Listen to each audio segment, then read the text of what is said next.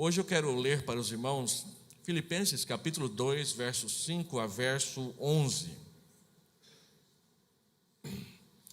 Num momento de comemoração como esse, de 52 anos de organização eclesiástica, provavelmente 64 anos de fundação como igreja aqui nessa região, é muito bom e é muito importante nós perguntarmos qual que é o lugar que o Senhor Jesus Cristo ocupa na nossa igreja como Senhor, e como nós temos olhado para o exemplo do nosso Senhor naquilo que Ele fazia como servo de Deus no tempo em que viveu aqui na terra. E um texto importantíssimo para nós entendermos o que foi a encarnação do Senhor Jesus Cristo e a sua obra é Filipenses capítulo 2, versos 5 a verso 11. Tende em vós o mesmo sentimento que houve também em Cristo Jesus, pois ele, subsistindo em forma de Deus, não julgou como usurpação ser igual a Deus, antes a si mesmo se esvaziou, assumindo a forma de servo, tornando-se em semelhança de homens e reconhecido em figura humana. A si mesmo se humilhou, tornando-se obediente até a morte e morte de cruz. Pelo que também Deus o exaltou sobremaneira e lhe deu o nome que está acima de todo nome, para que ao nome de Jesus se dobre todo o joelho, nos céus, na terra e debaixo da terra, e toda língua confesse que Jesus Cristo é Senhor, para a glória de Deus Pai. Oremos mais uma vez. Nós pedimos a bênção de Deus sobre o pregador. Vamos pedir a bênção de Deus nos dando luz à sua palavra. Senhor Deus, nós lemos a tua palavra, ela é santa, ela é a verdade, ela é a nossa única regra de fé e de conduta, e por isso pedimos que o teu Espírito Santo que a escreveu, a coloque no nosso coração para memória, para obediência, para andarmos na tua presença. Que a luz do teu Espírito Santo nos leve a compreender a tua palavra, para andarmos debaixo dessa luz. Nós oramos em nome de Jesus. Amém. Amém. O que faz um modelo missionário? Hoje o pastor Israel de manhã mencionou um pouco o que ele viu lá em Seul, a igreja Sarang. Sarang é uma palavra coreana que significa amor. E uma igreja imensa, na internet é cheio de vídeos daquela igreja, os prédios imensos sobre a esperança e sobre missões. Que Deus quer glorificar o seu nome através de nós, e nós glorificamos o nome de Deus também fazendo missões. Essa igreja, ao completar 52 anos de organização eclesiástica, ela precisa firmar cada dia o seu compromisso com missões transculturais, cooperando com o sustento e envio de mais missionários para o mundo, e também para missões locais, plantando outras igrejas, produzindo filhas, igrejas que nascem dessa igreja para continuar levando o evangelho de Deus adiante. Hoje eu sou pastor da igreja presbiteriana de Vila Nova.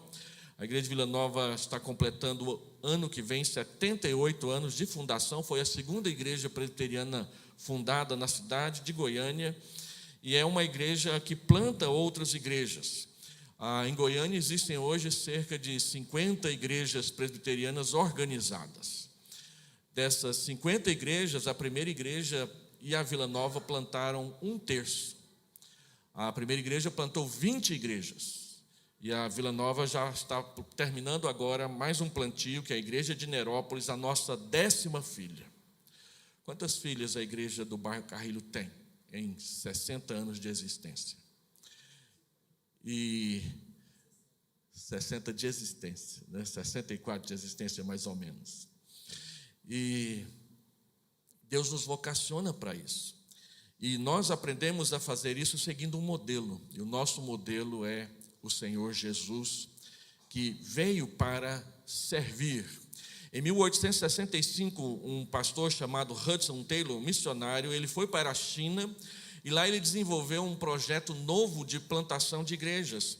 Ele percebeu que a maioria dos missionários ficavam no litoral e que ninguém tinha coragem de entrar para o interior da China com medo das revoluções, das revoltas, das guerras que constantemente aconteciam naquele país. Ele disse, não, mas o evangelho tem que ser pregado não é só no litoral, o evangelho também precisa ir para o interior. E ele então criou em 1865 o que ficou conhecido na história da igreja com o nome de A Missão para o Interior da China. Mas ele não somente foi para o interior, ao ir para o interior, ele percebeu que ele precisava mudar os seus costumes.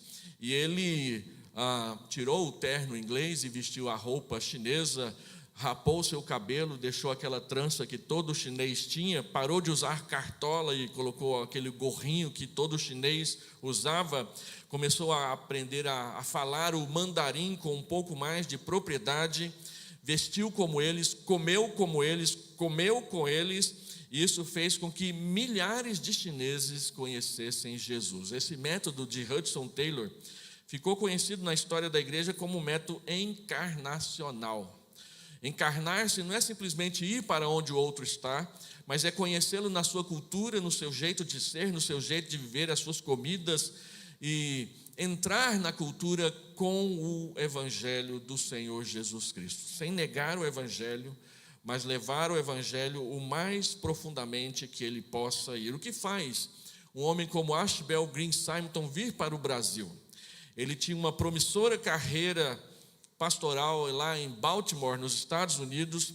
Ele substituiu um pastor por um ano lá, enquanto estava lá procurando uma esposa para trazer para cá. E quando chegou o prazo, ele encontrou sua esposa, ficaram noivos, se casaram, e ele resolveu voltar para o Brasil, depois de 11 meses nos Estados Unidos. A liderança da igreja disse, mas para que você vai para o Brasil? Fique aqui. Você é um excelente pastor, você é um excelente pregador, você tem uma carreira promissora no pastorado da primeira igreja presbiteriana de Baltimore. Mas ele disse, não, Deus me chamou para o Brasil. E eu preciso ir para o Brasil. E ele veio, e os irmãos conhecem a história. Logo depois a sua esposa ficou grávida, ela teve uma filhinha, morreu por complicações do parto. E ao todo, Simonton passou no Brasil 9 anos. E nesses 9 anos ele plantou a igreja da qual nós fazemos parte. Mas o que faz uma pessoa fazer isso? Seguir o exemplo de Jesus. O que faz um médico formado em Harvard, ter treinamento em doença tropical, vir para o Brasil e de repente parar no interior de Goiás, numa cidade chamada Rio Verde, como o Dr. Donald Gordon? Era um excelente médico, formado na melhor escola de medicina do seu país. No entanto, veio dedicar os seus conhecimentos, a sua vida, para cuidar de pessoas pobres, carentes, necessitadas, no interior de Goiás. E enquanto isso, pregar o evangelho, plantar igrejas nessa região. O que faz um homem como John Boyle, que veio para o Brasil em 1873 e apareceu aqui em Goiás em 1884, o primeiro missionário protestante a andar por Goiás. E ele também criou a missão para o interior.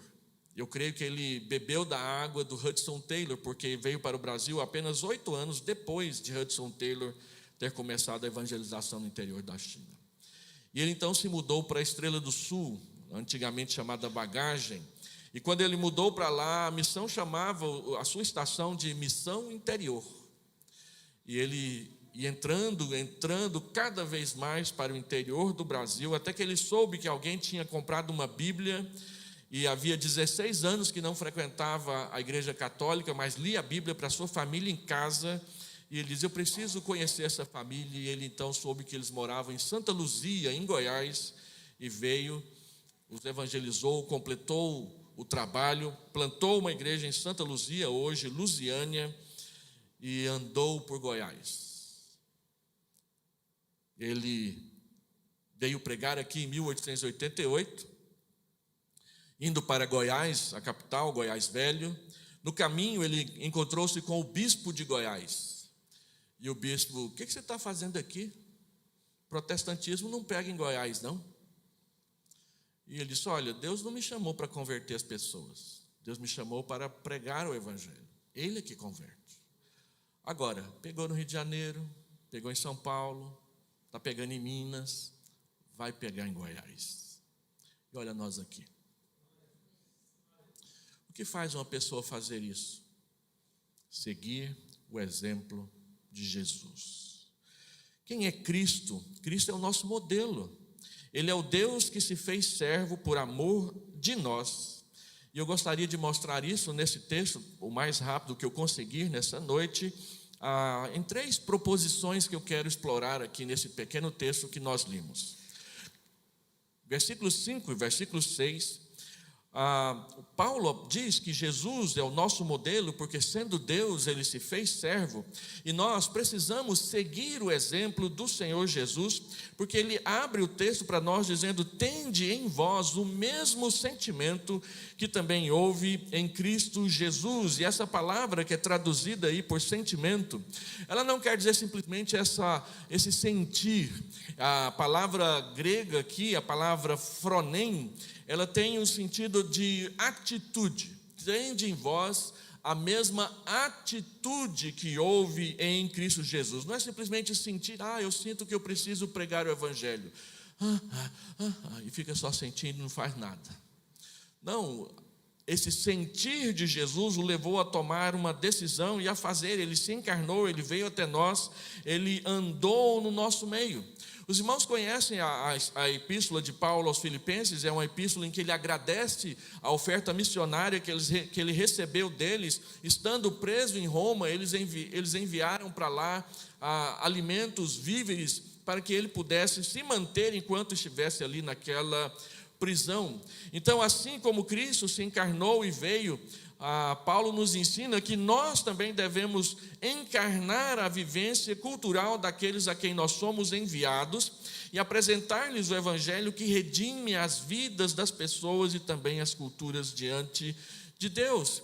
E Paulo então diz que nós temos que ter essa atitude, nós precisamos imitar essa atitude, repetir essa atitude que o Senhor Jesus Cristo teve. E a pergunta é: qual atitude? A atitude que Paulo está mencionando aqui é a humildade. Por ser humilde, o Senhor Jesus se encarnou e veio nos servir. A humildade só passou a ser considerada uma virtude com o crescimento do cristianismo, se os irmãos não sabiam disso. Antes do cristianismo, na época da filosofia grega, Platão, Aristóteles, Sêneca, Cícero, essa cambada de gente sábia lá do passado, a virtude era tratada como um vício, como um defeito de caráter, a humildade. Quem era humilde era considerado uma pessoa fraca, era considerado alguém que não merecia crédito, porque era um fraco diante dos desafios da vida. As pessoas achavam que você tinha que ter altivez para poder enfrentar todas as situações. Aí de repente aparece o Senhor Jesus Cristo, pega uma bacia, pega uma toalha e começa a lavar os pés dos seus discípulos e diz: olha, eu dei exemplo para vocês, vão lá e façam do mesmo jeito. E aí você vê todo o Novo Testamento exaltando a humildade do Senhor Jesus e dizendo que para nós cristãos a humildade não é um defeito, a humildade é uma virtude, uma bênção que Deus dá a nós. Quando você vai para o mundo lá fora, o mundo tem muita dificuldade de lidar com a humildade. O mundo não aceita a humildade, porque a altivez, o empoderamento, que é a palavra mais utilizada hoje na mídia televisiva, o sucesso, a honra, o reconhecimento, são os elementos que não costumam contribuir para a prática da humildade. Basta você ganhar um pouquinho mais de dinheiro e você começa a se achar o cara, a moça, o tal. Basta você pegar um diploma dentro de um tubinho, e a maioria das pessoas nem sabe que quando você pega aquele tubinho lá, não tem nada dentro, está vazio. Você pega o diploma, é depois, quando você paga por ele. Tem nada lá dentro, está vazio. Mas as pessoas, elas acham que porque tem um diploma, elas são melhores que as outras. Elas são mais dignas, elas são melhores, elas merecem ganhar mais, elas merecem ter mais, elas merecem melhores lugares, melhor tratamento no restaurante. E aí as coisas vão se complicando, porque as pessoas não entendem que humildade é uma virtude. Para o mundo, humildade continua sendo um defeito. Enquanto as pessoas não conhecem Jesus, elas não sabem o que é ser humilde na sua vida. O mundo exalta o orgulho gay, o orgulho de ser mulher empoderada, o orgulho de ser homem macho, o orgulho de ser dessa família, daquela família. Nós queremos sobressair, nós queremos crescer, mas nunca diminuir, enquanto que a palavra de Deus mostra que a humildade é um chamado para ser pequeno.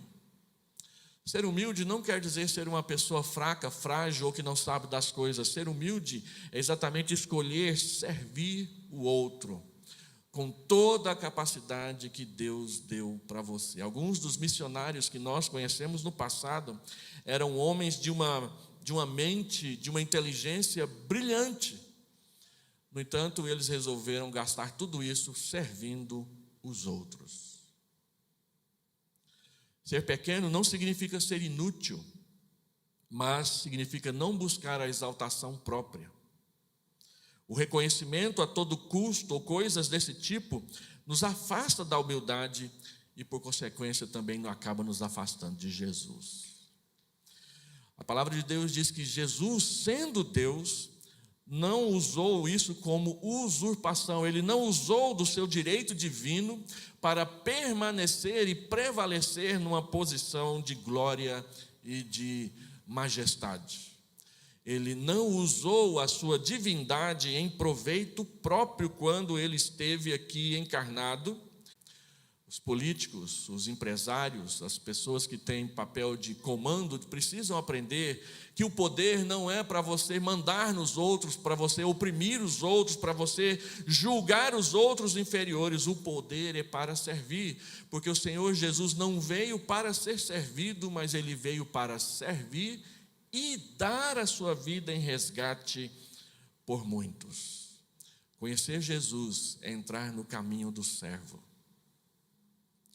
É começar a aprender a servir. Uma vez nós chegamos para um rapaz da igreja e falamos: olha, nós gostaríamos de nomeá-lo auxiliar da diaconia. Ele não pensou duas vezes, ele respondeu na lata: o quê? Agora eu vou pagar para servir? Eu já entrego o dízimo. Presbíteros são homens que pagam para servir. Diáconos são homens que pagam para servir. Membros de igreja são homens e mulheres que pagam para servir, porque foram servidos por toda a eternidade, recebendo em resgate a sua vida pelo perdão dos pecados. Ele foi servo, ele não foi um opressor dos outros. E ele é o nosso modelo. Modelo é alguém que a gente precisa aprender a imitar, a seguir, a fazer tal qual ele faz. Então, o verso 7, o verso 8, em segundo lugar, diz que ele, sendo Deus, fez-se servo, e sendo servo, ele se humilhou, ele se esvaziou. A expressão que é traduzida aqui por esvaziar-se é uma palavra bonitinha que você pode até batizar a sua calopsita que você vai comprar mais para frente. É a palavra kenosis. Essa palavra, quem aqui estuda teologia sabe o tanto que ela é um tropeço.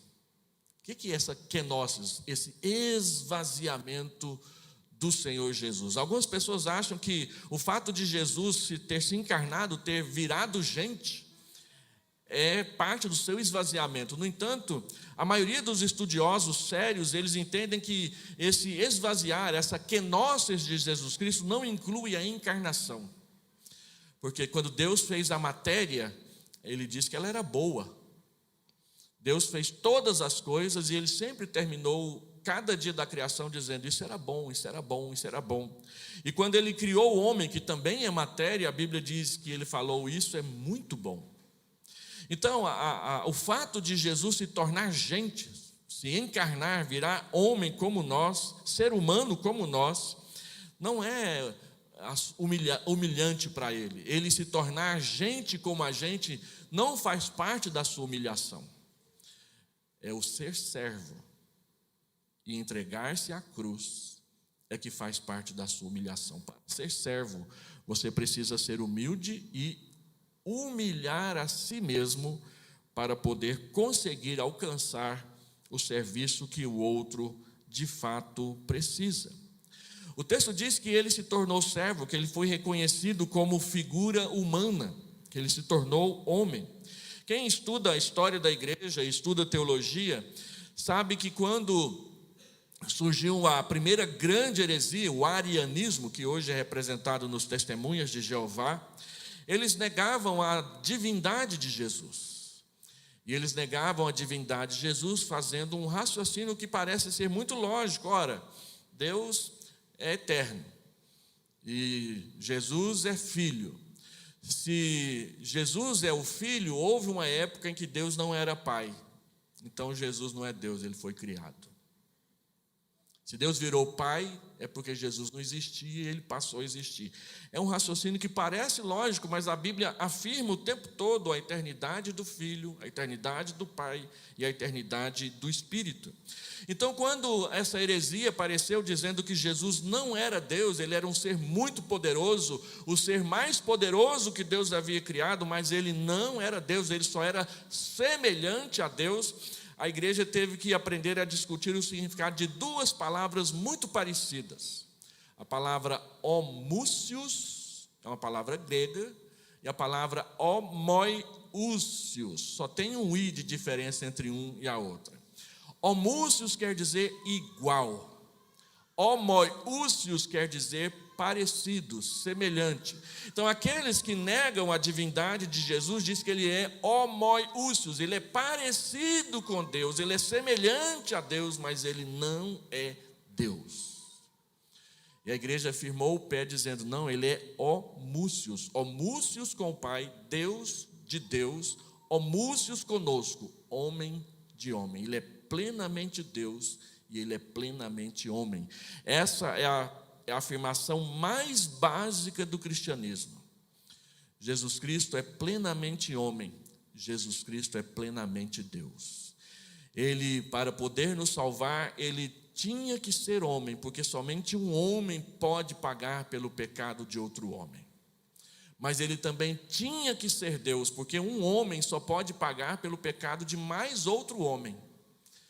Mas sendo Deus, ele pode pagar pelos pecados de todos os homens de todas as épocas, porque ele é eterno. Se ele não é Deus, ele não é eterno. Se ele não é eterno, ele não pode salvar as pessoas. Então a igreja sempre afirmou que ele foi reconhecido como homem, porque ele é um conosco, assim como ele é um com Deus. E porque ele é um com Deus e um conosco, ele pode e ele veio nos salvar. E ele, ao vir nos salvar, ele se humilhou, tornando-se obediente até a morte e morte de cruz. Essa kenosis, esse esvaziamento, essa humilhação do Senhor Jesus, diz respeito principalmente ao tipo de morte que ele enfrentou de forma inocente por nós. Ele foi crucificado. A crucificação, todo mundo sabe, era o pior tipo de morte condenatória que havia no Império Romano na época de Jesus. Somente criminosos, os piores criminosos eram condenados à crucificação. Então Jesus, ele foi tratado como um dos piores criminosos do Império Romano, porque a sua acusação é de que ele se fazia superior a César. César se dizia, se auto-intitulava Deus presente e encarnado na terra. E aí a igreja diz, não, só Jesus Cristo é Senhor. E aí o César ficou bufando de raiva e tratou Jesus como o pior traidor do Império Romano. Só que ele de fato era rei. Ele de fato é Senhor. Ele de fato é Deus. César é pura embromação de poder humano sustentado por armamento bélico. César sem as suas armas não era nada. Jesus não precisa de arma nenhuma para ser tudo. Assim, Ele foi obediente à morte, e morte de cruz. E às vezes nós olhamos para a cruz e estamos acostumados a ver o crucifixo do catolicismo romano, que tem lá Jesus pregado na cruz usando um fraldão. Mas não foi assim que ele foi crucificado. Jesus foi crucificado nu. Ele carregou aquela cruz desde o centro de Jerusalém até o Monte do Calvário nu, perante os olhos dos homens, das mulheres, das crianças, de todo mundo. Nu. Porque era assim que as pessoas eram crucificadas. Elas não eram crucificadas com a fraldinha. Elas eram crucificadas nuas, exatamente para que houvesse vergonha. E a palavra para esse tipo de vergonha é a palavra ignomínia. Às vezes nós lidamos com algumas palavras que são traduzidas por vergonha, mas não sabemos muito bem a diferença entre elas. A Bíblia fala da vergonha, que é quando você faz alguma coisa errada, você é pego, então a sua cara fica vermelha e você fica com vergonha. Você gostaria de esconder o rosto em algum lugar. A Bíblia fala também do opróbrio. O opróbrio é viver da vergonha. Quando Israel foi levado cativo, ele então passou a viver opróbrio, ele não tinha como fugir daquela vergonha. Mas a Bíblia fala de uma outra vergonha, a ignomínia. A ignomínia é a vergonha acontecendo, é a vergonha pública, é a vergonha debaixo de vaia, é a vergonha debaixo de pessoas jogando frutas, verduras em você, pessoas xingando o seu nome, pessoas dizendo, olha só, que vergonha isso daí. Diante de uma multidão, isso é ignomínia. Quando você está vivendo a vergonha, ela é pública, ela é horrível e você não tem como fugir dela. Mas Hebreus capítulo 12 diz que o Senhor Jesus, estando nessa situação, ele não fez caso da ignomínia. Ele não se importou com ela. Porque ele estava ali vivendo tudo isso, não é porque ele era ruim, ele era mau, ele era um traidor. Ele estava vivendo tudo isso porque ele te amava. E ele veio morrer numa cruz para carregar o preço das nossas dívidas de pecado contra Deus e assim libertar o seu povo dos seus pecados. Observe que o texto diz que ele se humilhou a si mesmo. Ser humilde é quando você assume a humilhação. É quando você assume diminuir e se tornar pequeno, cada vez mais pequeno. Mas é interessante que a palavra de Deus diz que aquele que se humilha, Deus o exaltará. Aquele que se exalta, Deus o humilhará.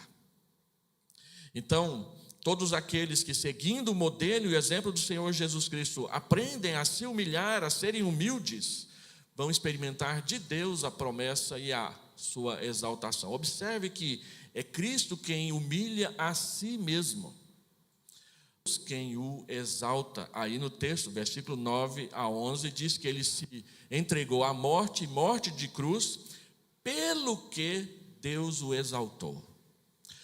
Observe que aqui no texto aparece uma forma de argumentar diferente do apóstolo Paulo. Sempre que ele vai tratar de alguma coisa que muda, ele usa uma conjunção adversativa. Lembra lá de Efésios 2? Ele nos deu vida, estando nós mortos, nós éramos escravos do mundo, do pecado, do diabo, nós estávamos debaixo da ira de Deus, mas Deus, por causa do seu grande amor, nos deu vida por meio de Jesus Cristo. Ele usa uma adversativa, a coisa ia para um lado, agora Deus muda as coisas. Mas aqui ele não usa uma adversativa, ele usa um pelo quê. Ele diz que o motivo de Deus ter exaltado Jesus foi exatamente a sua humilhação. Se ele não se humilhasse, Deus não o exaltaria. Assim, se você quer ser servo de Deus, você precisa aprender a se humilhar, a ser humilde, a se tornar humilde, para que, e pelo que Deus também possa te exaltar. Quando nós escolhemos o caminho, assim, o texto diz que ele se humilhou, mas foi Deus, o Pai, quem o exaltou. Aquele que a si mesmo se humilha, diz a palavra de Deus, Deus o exaltará. Humilhai-vos, portanto, debaixo da poderosa mão de Deus, para que Ele, em tempo oportuno, vos exalte. Todos aqueles que buscam a exaltação vão encontrar no final a humilhação. Todos aqueles que são humildes e se humilham para poder servir os outros, no final encontrarão a exaltação, é promessa de Deus. Porque foi assim com Jesus. E essa é a dinâmica da vida do servo. Primeiro enfrenta-se o difícil, o trabalhoso, a tribulação. Depois o gozo, a vitória, o descanso, a honra. Primeiro a gente enfrenta o difícil, a tribulação. Depois vem o céu, a eternidade, a eterna bonança. Porque Jesus enfrentou assim. Nós também devemos enfrentar assim. E assim, a palavra de Deus diz que Deus deu a Jesus o nome que está acima de todo nome. Observe que o pronome aí, o artigo é definido. Ele recebeu o nome. Ele não recebeu um nome, que é um nome entre vários outros. Não, ele recebeu o nome. O nome daquele que está acima, e a palavra acima não quer dizer simplesmente em cima, mas acima, bem acima, muito acima de qualquer outra coisa.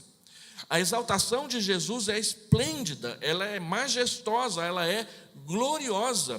Por isso ele diz que ele voltará dos céus entre as nuvens com poder e muita glória, acompanhado de todo o exército dos anjos que servem a Deus.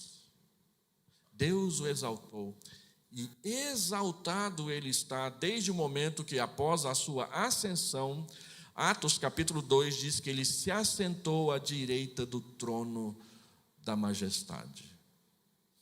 Todas as vezes que você ora, todas as vezes que você adora, você se apresenta não diante de um altar, você se apresenta diante de um trono ocupado por aquele que ressuscitou do meio dos mortos.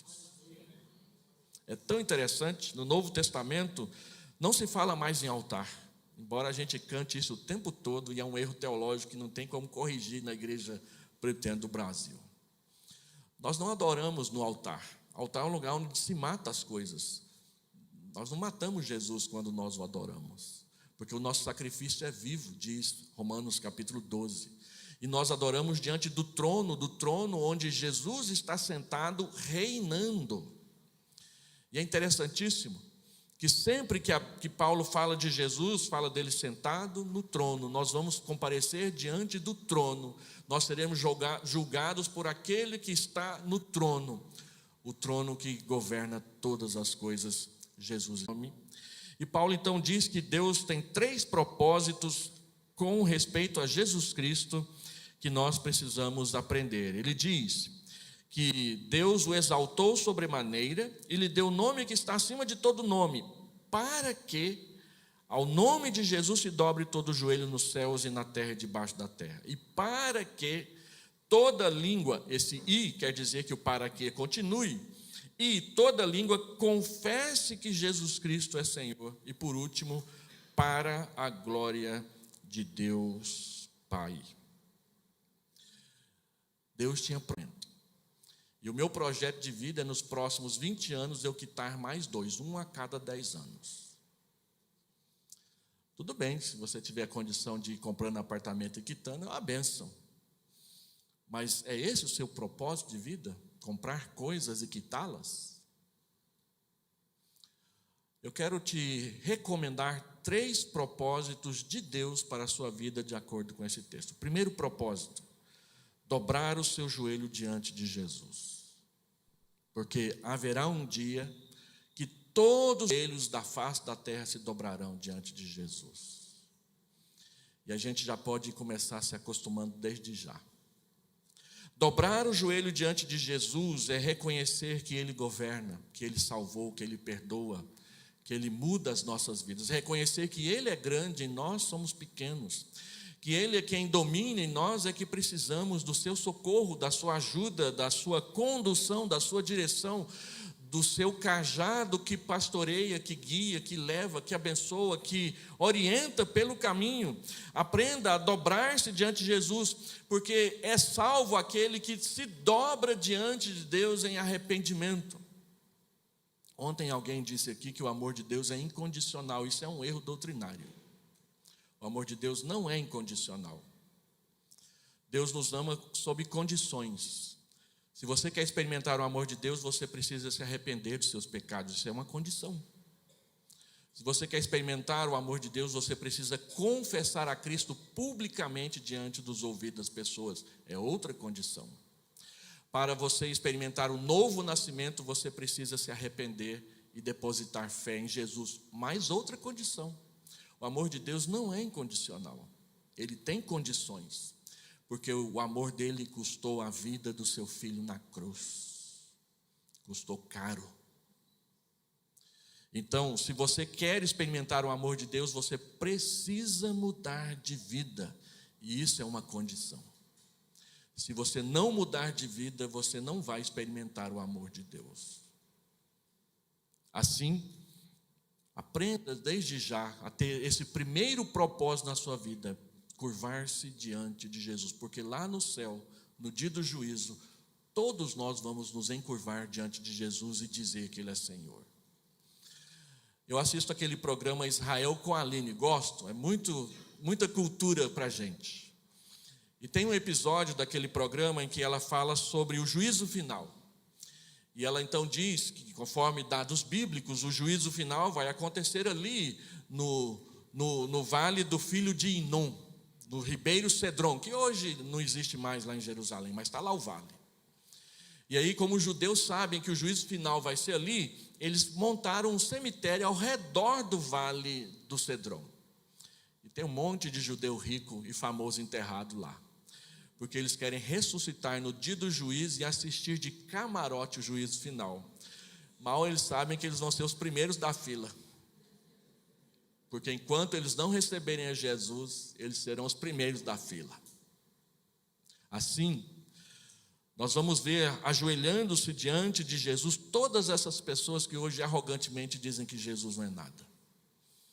Todos eles vão estar lá ajoelhados diante de Jesus, confessando que Ele é Senhor, só que não mais com direito a receber o perdão dos pecados. Nós recebemos o perdão dos pecados agora, enquanto o Evangelho é pregado. Mas depois, naquele dia, naquele momento, não haverá mais oportunidade de arrependimento.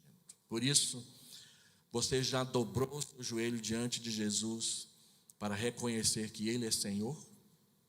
Segundo propósito, para que toda língua confesse que Jesus Cristo é Senhor. Você já fez a sua pública profissão de fé? Por que nós chamamos esse rito da igreja de pública profissão de fé? Porque é quando nós trazemos as pessoas aqui à frente e elas vão confessar perante as outras Jesus Cristo como seu Senhor. Quando eu era seminarista e fui trabalhar em Abadiânia, lá tinha duas velhinhas, irmãs idosas, bastante idosas. E elas não queriam fazer a pública profissão de fé. Uma não queria fazer a pública profissão de fé porque tinha vergonha de ir lá na frente sozinha. Uma igreja que tinha 17 membros. Eu tenho vergonha, pastor, lá na frente, que esse montão de gente me vendo, 17 pessoas. E a outra, não, eu não vou fazer a pública profissão de fé não, porque eu tenho medo de confessar Jesus hoje e negar Ele amanhã. Eu tenho medo, não vou fazer isso não. Aí meu grande ato pastoral naquela igreja foi convencer as duas a fazer a pública profissão de fé. Eu disse para uma, olha, se a fulana for com você, você vai? Ah, se ela for, eu vou, então ela vai com você. Então você não vai sozinho. E a outra, eu falei assim, olha, e se ela te ajudar a perseverar, você vai? Ah, não, se ela me ajudar a perseverar, eu vou. Aí, meu grande ato pastoral na igreja de Abadiânia foi fazer a pública profissão de fé dessas duas velhinhas. E elas morreram no Senhor, as duas. Confessar diante das pessoas Jesus. Você precisa fazer isso em algum momento. Sabe por quê? Porque todo aquele que me confessar diante dos homens, eu o confessarei diante do meu Pai. Mas todo aquele que me negar diante dos homens, eu negarei diante do meu Pai. E olha, todos os dias nós somos tentados a negar Jesus diante dos homens. Na faculdade, aquele professor de pedagogia lá, que não tem nada de Jesus no coração. Aquele professor de história, que acha que todo mundo evoluiu a partir de um protozoário. Aquele professor de sociologia que diz que o inferno são os outros.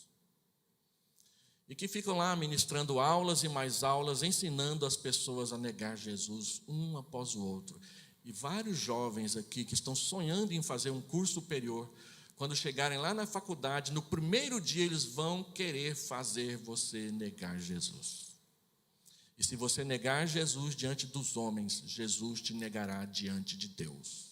Lembre-se disso lá na faculdade. Lembre-se disso lá no seu trabalho, onde o seu patrão quer que você minta o tempo todo para ganhar dinheiro.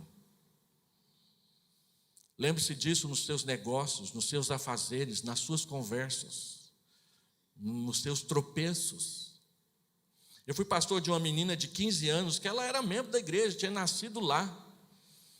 Aí um dia eu soube que numa festa da igreja, vieram umas mocinhas e viram ela lá e falaram: você é membro da igreja? Não, eu só sou visitante. Quantos de para que toda língua confesse que Ele é Senhor?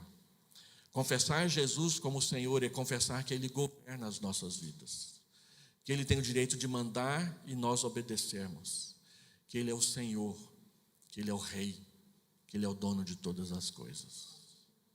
E por último, para que o nome do Pai seja glorificado. Todo mundo sabe pelo menos uma pergunta do catecismo de cor, até os pastores, só a primeira. Qual que é a primeira pergunta do catecismo? Para que Deus criou o homem? Para glorificar a Deus e gozá-lo para sempre. John Piper se tornou um pregador conhecido no mundo afora porque ele reinterpretou essa pergunta. Ele diz que esse gozá-lo não quer dizer simplesmente uma consecução ou uma consequência, mas quer dizer um estilo. Então ele reinterpretou a resposta da seguinte forma: nós devemos glorificar a Deus por gozá-lo para sempre, porque nós já gozamos, nós já temos alegria em Deus desde já. A alegria que Deus promete para nós não é uma alegria só para o futuro.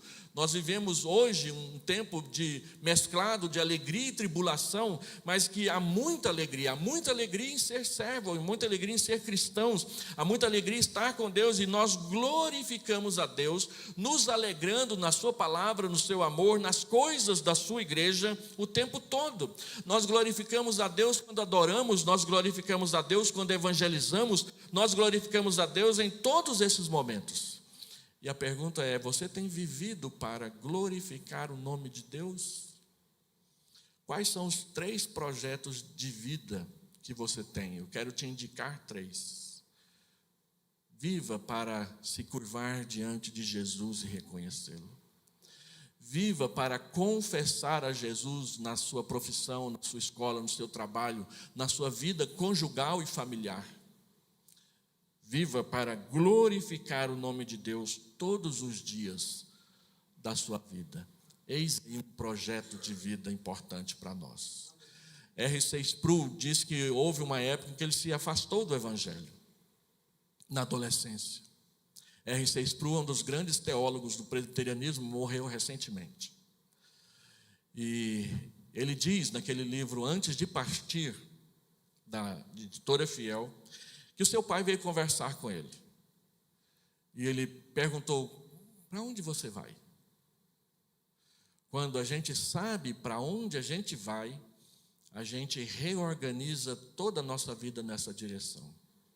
Quando a gente não sabe para onde a gente vai, qualquer coisa serve. Os cristãos sabem para onde vão.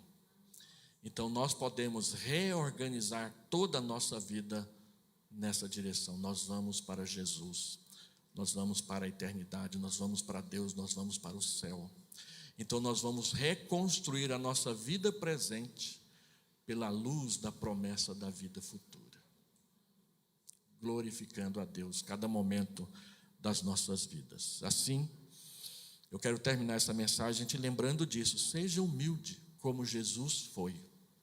Porque a humildade não é um defeito de caráter.